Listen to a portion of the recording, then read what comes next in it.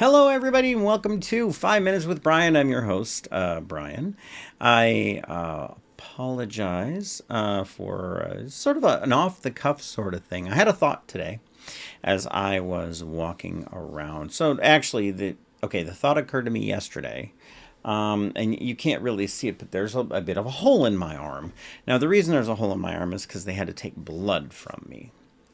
Got me to thinking, why do we have blood work? Don't worry, I'm getting to a link back to this concept of writing and writing our stories and words and such. The reason I bring this up is because we have blood tests routinely to check and make sure we're on track with certain things. We check the ALT levels to make sure our liver's functioning appropriately, or we check our glucose to make sure we're not becoming diabetic. We check all kinds of factors. There's a gazillion different things that you can check when you take blood, and you send it off to the lab. By the way, I like to say that LabCorp actually has more of my own blood than I do at this point, because because I have a couple of different health things going on. I give blood a lot, quite a bit actually. It's pretty bad when you get to know the LabCorp technicians.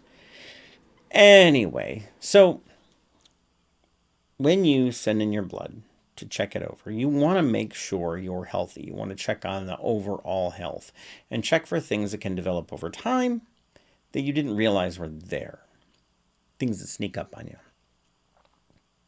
Blood tests are a bit like beta readers. Now, what is a beta reader? I've talked about it in other videos, but a beta reader is somebody who, God love them, have decided to take on the mantle of savior and superhero by reading your book prior to it ever really getting out there in the world, and they're looking for some very important things. Now, in the past, when I've worked with beta readers, I've sent along a questionnaire to go along with it and asked people to give me their feedback. What do they think about the product, the storyline? Did they see any major issues? I'm looking for things like character flaws. I'm looking for plot holes. I'm looking for sentences that just, sentences and passages and exchanges between characters that just flat out aren't making much sense. So what do you want in a good beta reader? Well, you are going to want to look for somebody who, A, likes to read, important, actually has some experience in your genre. I say that because you really don't, my humble opinion, you don't want a romance writer or a romance reader primarily reading your horror novel. They're not going to understand the symbolism, the rising tension of horror, the things that kind of go into it. Same way you don't want